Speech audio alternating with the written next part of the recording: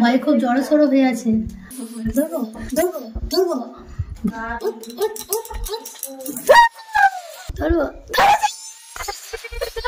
দেখো আমার মেয়ের কিন্তু খুব সাহস, দেখবো প্যাকেটের গাড়ি। এই guys, welcome back to my আপনাকে চ্যানেল। কেমন আছো তোমরা সবাই? আশা করি সবাই খুব ভালো আছো। আর আমি দেখো আজকে আবার একটা কোন পাখি ধরেছি। দেখো পাখিটা আবার আমার ঘরে চলে এসেছিল। ও কিন্তু খুব ভয় পেয়ে আছে, ভয়ে জড়ো সড়ো হয়ে আছে। ওকে কিন্তু আমি ধরে নিয়েছি। এটাকে উড়িয়ে দেবো, কিছুক্ষণ থাক তারপর উড়াবো। তো দেখো আমাদের প্রতি বছরের মতো এবছরও ফুল চারা লাগিয়ে দেওয়া হয়েছে। আর দেখো কতগুলো টব এনেছে, দেখো এগুলো সব লাগানো হয়েছে কালকে বিকালবেলায়। আর পাখিটা হাঁ করছে, দেখ।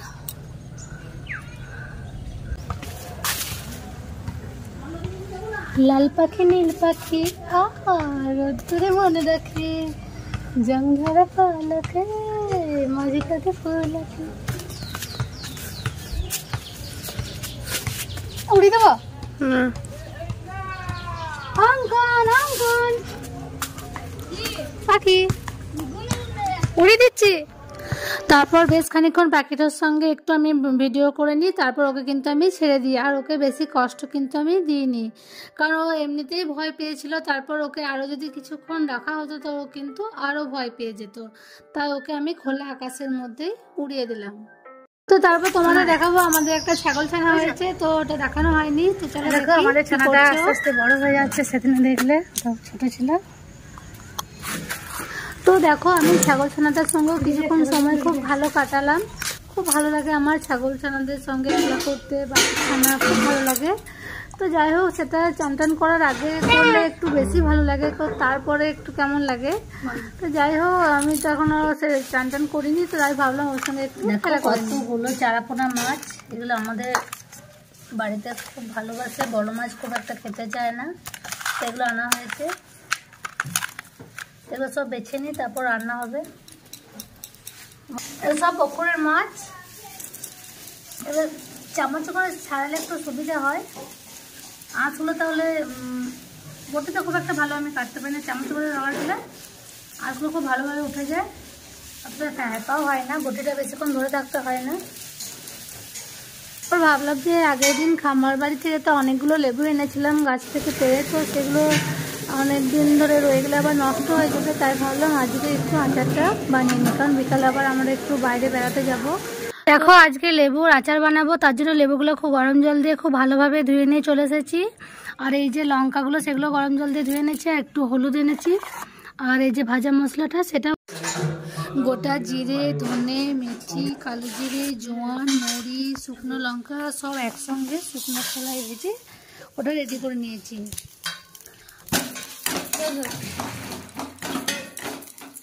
সেটাও গুঁড়ো করে নিয়ে চলে এসেছি। আর তেলটা একটু গরম করে লঙ্কা ফোড়ন দিয়ে নিয়ে চলে এসেছি। আর একটা গামলা নিয়ে এসেছি, এটাতে লেবুগুলো কেটে মাখাবো। আর এই যে বোতলটা নিয়ে চলে এসেছি, এটার মধ্যে রাখবো। যদি এই ছোটো বোতলটাতে কুলোবে না, তো আরেকটা বোতল আমি আনবো। তো ততক্ষণ আমি এগুলো কাটি। আর এই লেবুগুলোর মধ্যে এক ফোঁটাও কিন্তু জল থাকা যাবে না, কারণ জল থাকলে কিন্তু আচারটা নষ্ট হয়ে যাবে। তাই এগুলো আমি এই যে মোছার জন্য একটা কাপড়ও নিয়ে এসেছি, এটা করে মুছবো, কাটবো, তারপর আমি কিন্তু এগুলো মাখাবো। তো পুরোটাই তোমরা দেখতে থাকো। দেখো একটা লেবুকে আমি কিন্তু কেটে 8 ভাগ করে নিয়েছি। তো এগুলো দেখো কাটা হয়ে গেছে। এবার একটা একটা করে আমি এগুলো গামলায় রাখতে থাকবো। তো লেবুগুলো দেখো ছালগুলো আমি হালকা করে ছাড়িয়ে নিয়েছি, কারণ এই ছালগুলো থাকলে খুব তেতো লাগে। তো আমি প্রত্যেকটা লেবুরই ছাল মানে একটু রেখে রেখে ছাড়িয়েছি, যাতে একদম গলে না যায়। তো এগুলো এবার আমি কেটে নেব। তো দেখো একটা লেবুকে আমি 8 পিস করে কেটে নিয়েছি। তো এরকমভাবে আমি পুরো এই যে জামের লেবুগুলো রয়েছে এগুলো সব কিন্তু আমি কেটে নেব। লেবুর মধ্যে আমি খানিকগুলো লঙ্কা দিয়ে দিলাম, কাঁচা লঙ্কা। আর এই যে হলুদ গুঁড়ো, যে ভাজা মশলাটা আছে এটাও কিন্তু এটার মধ্যে আমি মিক্স করে দিচ্ছি। তো দেখো এগুলো সব আমি দিয়ে দিয়েছি, একটুখানি রাখলাম। একটু যদি কম মনে হয় তখন আবার দেবো। তো এগুলো খুব ভালোভাবে আমি উল্টো পাল্টা দেখো মাখিয়ে নিচ্ছি। তো দেখো এবার এগুলো মশলাটা অনেকক্ষণ ধরে মজলো, তো এবার এগুলো আমি বোতলের মধ্যে ভরে দেবো।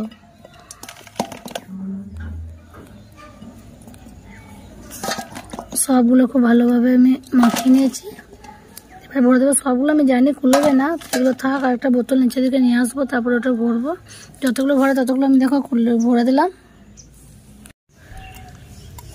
তো তো তেলটা দেখো পুরোটাই কিন্তু ঢুকে গেল, পুরোটাই আমি ঢেলে দিলাম।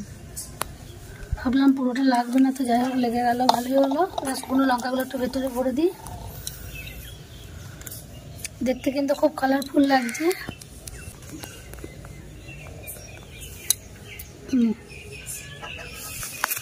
তো এটা এবার আমি রোজ রোদে দেবো আর একটু করে সন্ধ্যাবেলায় মুড়ি দিয়ে খাবো। তো দেখো লেবুর আচারটা তোমাদের কেমন লাগলো কমেন্টে জানিও। দেখো বিকালবেলা আবার কিন্তু আমরা রেডি হয়ে বেরিয়ে গেছি। তেল যে বলেছিলাম ঘুরতে যাব, তো দেখো আমরা আজকে যাব দুর্গাপুর শ্যাম মন্দির।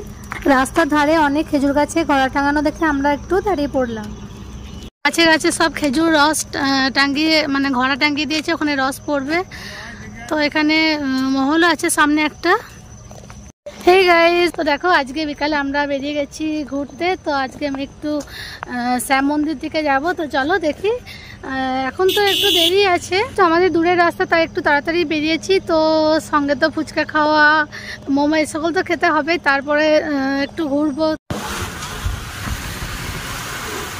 যেহেতু এখন শীতকাল, তাই দেখো সন্ধ্যের আগে কিন্তু আমরা পৌঁছে গেছি, মানে এখন বাজে 5টা। তো এখন তো সন্ধ্যা আরতি হতে একটু দেরি আছে। দুর্গাপুর শ্যাম মন্দির, আমরা ভিতরে চলো প্রবেশ করি।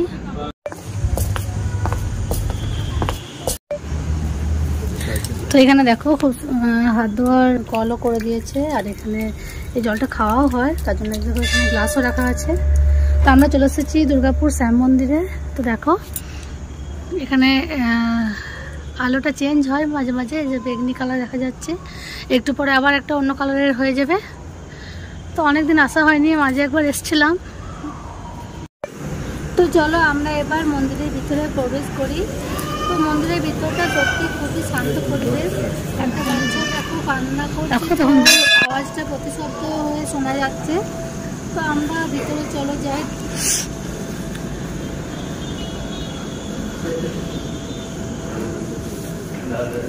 তো দেখো দরজার সামনে ঢুকে প্রথমেই আছে মা সিংহবাহিনীর মূর্তি। তো ওখানে আমরা সকলে প্রণাম করলাম। তারপর সোজা গিয়ে রাম সীতা মন্দির, ওখানেও আমরা প্রণাম জানালাম।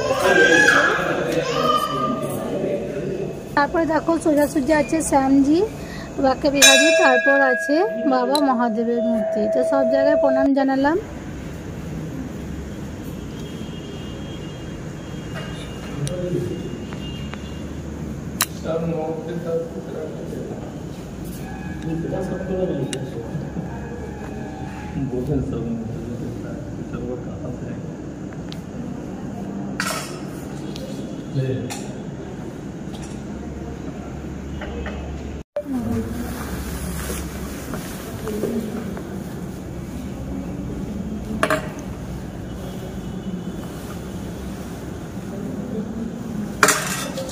তো যেহেতু সন্ধ্যাবেলা এখনো আরতি শুরু হয়নি, তো গোবিন্দর তো অনেকবারই ভোগ দেওয়া হয়। তো ওখানে সেই স্নান জল ছিল, তো ওটাই আমরা গ্রহণ করলাম, আর প্রসাদও দিচ্ছিলো। তো তারপর আমরা একটু ওখানে যে শতরঞ্জি পাতা আছে ওখানে সকলে গিয়ে একটু বসলাম। আরও অনেকেই বসে আছে ওখানে। ওখানে কিছুক্ষণ সময় কাটিয়ে নেওয়ার পর খুব ভালো লাগছিল, খুব শান্ত পরিবেশ। মন চঞ্চল, মন সত্যি মানে শান্ত হয়ে যায়, মনে যে অস্থিরতা থাকে সেটা একদম মানে ভালো হয়ে যায়। তো ওখানে আমরা অনেকক্ষণই সময় কাটাই। তারপর আমরা ওখান থেকে বেরিয়ে আসি, কারণ আরতি হওয়ার একটা টাইম আছে, প্রত্যেকদিন একটা টাইম অনুযায়ী হয়।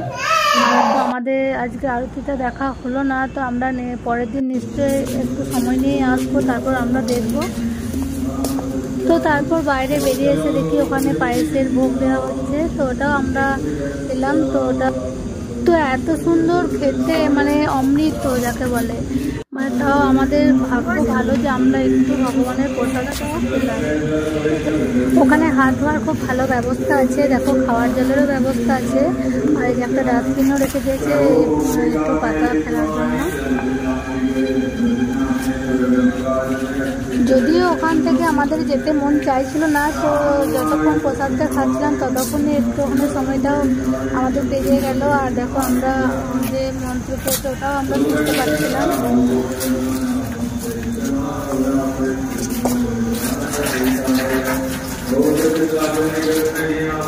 তারপর আমরা মন্দির থেকে বাইরে বেরিয়ে আসি।